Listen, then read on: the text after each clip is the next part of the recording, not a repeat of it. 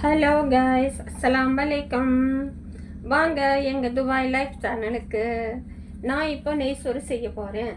Okay, இதுக்கு பாருங்கள், 2 பெரிய வெங்காயம், இஞ்சி பூண்டு பேஸ்ட்டு, ஒரு ஒரு பூண்டு ஒரு பிஞ்சளவுக்கு, ஒரு கட்டி பூண்டு ஒரு பிஞ்சளவுக்கு இஞ்சி, பட்டை, ஏலக்காய், ஒரு சின்ன தக்காளி, கொஞ்சம் புதினா, கொஞ்சம் கொத்தமல்லி இலை, 4 பச்சை மிளகா, எலுமிச்சை பழம் 1, கரம் மசாலா கொஞ்சோண்டு, உப்பு, நெய், எண்ணெய். ஓகே, இது எல்லாம் போட்டு இன்றைக்கி நெய் சோறு செய்ய போகிறோம். Okay, thank you.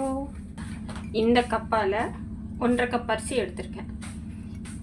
இது ஊற வச்சுருக்கேன், கழுவி நல்லா ஊற வச்சுட்டேன். இப்போ பாருங்கள்,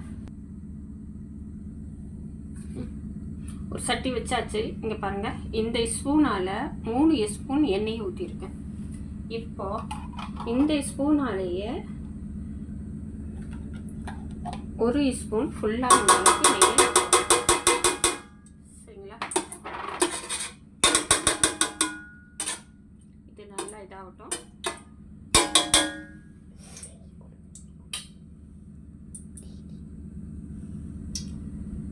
கீ பட்டை கிராமம் எல்லாம் போட்டாச்சு. இப்போ இதில் நறுக்கி வச்ச வெங்காயத்தை போடுறோம்.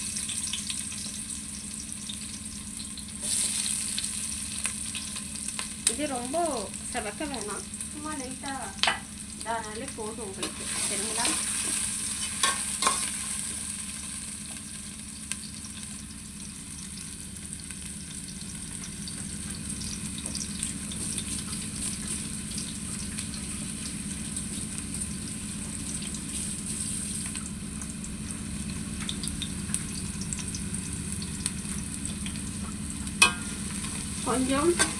கொஞ்சம் வதங்கினா போதும். ரொம்ப லைட்டாக ரொம்ப வறுக்க வேணாம், பிரியாணிக்கு கட்டுக்கிற மாதிரி செகக்க வேணாம்.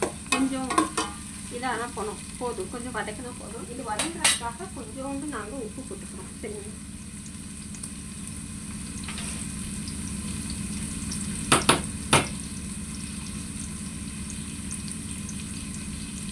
இந்த அளவுக்கு தான் நான் கொஞ்சோண்டு உப்பு போடுறேன். அதுக்கப்புறம் பார்த்துட்டு போட்டுக்கலாம் நம்ம. ஓகே,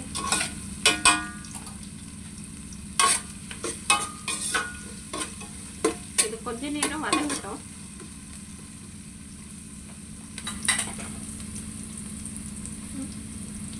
இப்போ பாருங்க, இந்த இஞ்சி பூண்டு பேஸ்ட்டை போட்டுக்கலாம்.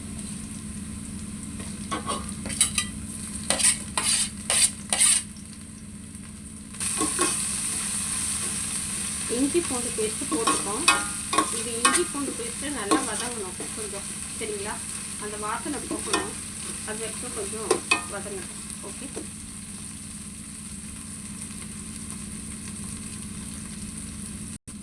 இப்போ பாருங்கள், இஞ்சி பூண்டு பேஸ்ட்டும் போட்டு வதங்கிட்டு நல்லா வெங்காயமும் கொஞ்சம் நல்லா வதங்கிடுச்சு. இப்போ இதில் பச்சை மிளகா போட்டுருங்க. 4 பச்சை மிளகா விட்டு வச்சுட்டு அதையும் போட்டுருங்க. இந்த தக்காளியும் போட்டுருங்க. போட்டு இது கொஞ்சம் நேரம் வதக்கி விடுங்க.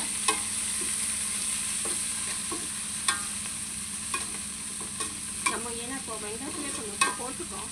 அந்த வெங்காயத்துலேயே அந்த இதுலேயே கொஞ்சம் தக்காளியும் சாஃப்ட் ஆகிடும்.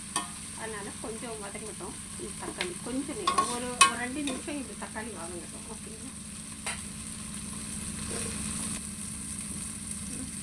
இது பாருங்கள், நல்லா வதங்கிட்டு தக்காளி, இஞ்சி பூண்டு, பச்சை மிளகாய் எல்லாம் நல்லா வதங்கி வந்துட்டு இதில் வந்து நம்ம 1 ஸ்பூன் தயிரை சேர்ப்போம், சரிங்களா? கொஞ்சம் 1/4 ஸ்பூன் ஒரு கரம் மசாலா சேர்ப்போம். அப்புறம் நம்ம எலுமிச்சை தண்ணியும் சேர்ப்போம்.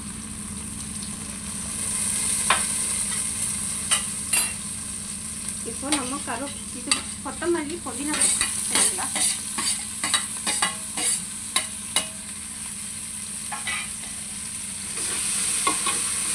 நல்லா கொஞ்சம் வதக்கணும். இந்த மாதிரி நெய் சோறு செஞ்சு சாப்பிட்டு பாருங்கள். நீங்கள் கரம் மசாலா போட்டுப்பீங்களோ என்னன்னு எனக்கு தெரியாது, தயிர் போட்டுப்பீங்களோ என்னன்னு எனக்கு தெரியாது. நீங்கள் இது சாப்பிட்டு பார்த்துட்டு நீங்கள் சொல்லுங்கள், நல்லா இருக்கா நல்லா இல்லைங்க, சரிங்களா?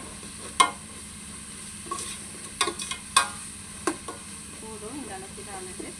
இப்போ நம்ம தண்ணி ஊற்றிடலாம். அதில் வச்சு தண்ணி ஊற்றிடலாம். இதுலேருந்து 1.5 கப்பு அரிசி எடுத்துருக்கோம் நம்ம. இப்போ இந்த கப்பில் இருந்த நம்ம 2.5 கப்பு தண்ணி ஊற்ற போகிறோம். சரிங்களா?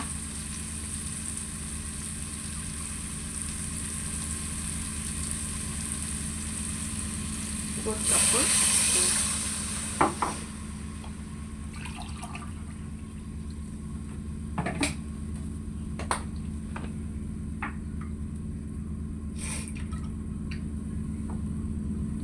2 கப்பு,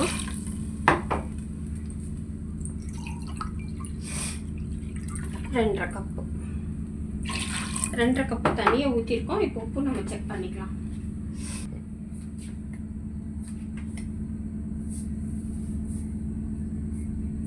இல்லையா?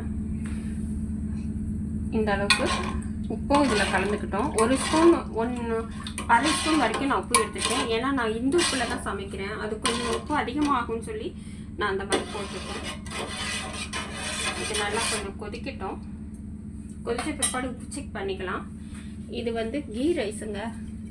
ஓகே, இந்த ரைஸுக்கு 1.25 தண்ணி போட்டாலே போதும் நம்மளுக்கு. ஓகேங்களா? அப்போது நான் வந்து 1.5 கப்பு போட்டிருக்கேன். 1.5 கப்புக்கு இந்த கப்பால் 1.5 கப்பு போட்டிருக்கேன். 1.5 கப்புக்கு 2.5 கப்பு தண்ணி போதுமானது.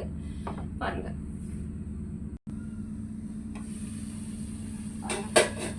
தண்ணி நல்லா கொதிச்சு வந்துடுச்சு. இப்போ இதில் உப்பு மட்டும் நம்ம செக் பண்ணிக்கலாம்.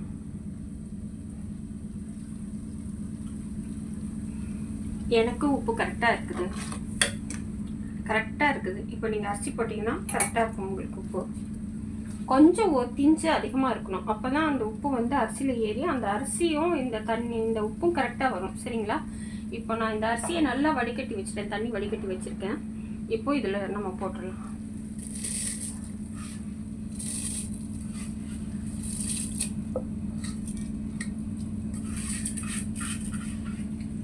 இந்த அரிசி கொஞ்சம் புது அரிசி, அதனால நான் 1.25 தான் போட்டிருக்கேன். உங்களுக்கு நல்ல பழைய அரிசி கிடைச்சதுன்னா 1 கப் அரிசிக்கு 2 கிளாஸ் தண்ணி ஊற்றலாம் தாராளமாக. சரிங்களா?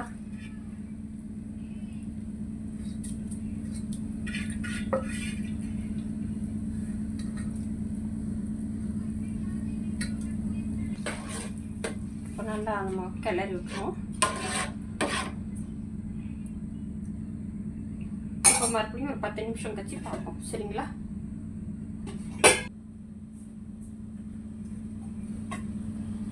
பாருங்க, தண்ணி எல்லாம் நல்லா வடிஞ்சிருச்சு.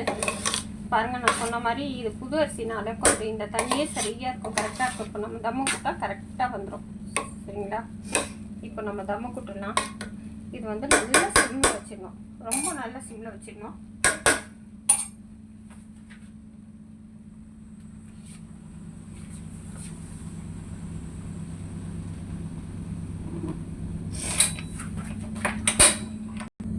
இங்கே பாருங்க, இந்த மாதிரி சிம்மில் வச்சுக்கணும். நல்லா சிம்மில் வச்சுட்டு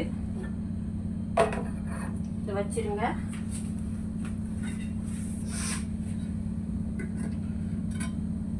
ஒரு 10 நிமிஷம், ஒரு 7-8 நிமிஷமாச்சும் இந்த மாதிரி தம்மில் இருக்கணும். சரிங்களா? நல்லா சிம்மில் வச்சுக்கோங்க. உங்களால் முடிஞ்ச அளவுக்கு சிம்மில் வச்சுக்கோங்க. நான் சிம்மில் வச்சிருக்கேன். நான் அது முடிஞ்சு கொடுப்பாரு, மறுபடியும் எடுத்து காமிக்கிறேன். ஓகே, இங்கே பாருங்க, நல்லா தம் ஆயிடுச்சு. மாஷா அல்லாஹ். உதிரியே எப்படி இருக்கு பாருங்க. இந்த நெய் சோறுக்கு நம்ம 2 கிளாஸ் ஊற்றலாம். ஆனால் என்னன்னா, என்னோட அரிசி புது அரிசி. இங்கே பாருங்க, நல்லா வெந்துருச்சும் கூட இல்லையா? நான் 1.25 தான் நான் ஊற்றினேன். உங்களுக்கு எப்படி அரிசி கிடைக்குதோ அதுக்கு தகுந்த மாதிரி நீங்கள் தண்ணி ஊற்றிக்கிங்க. பழைய அரிசி கிடைச்சா 2 கிளாஸு, புது அரிசி கிடைச்சா 1.25 போதும். அதே போதுமானது. பாருங்கள், நல்லா இருக்குல்ல? பாருங்கள், வீடியோ பாருங்கள். பிடிச்சிருந்தா சப்ஸ்கிரைப் பண்ணுங்கள், பெல் பட்டன் செய்யுங்க. சரிங்களா? இன்ஷா அல்லாஹ். அஸ்ஸலாமு அலைக்கும் வரஹ்மத்துல்லாஹி வபரகாத்துஹு.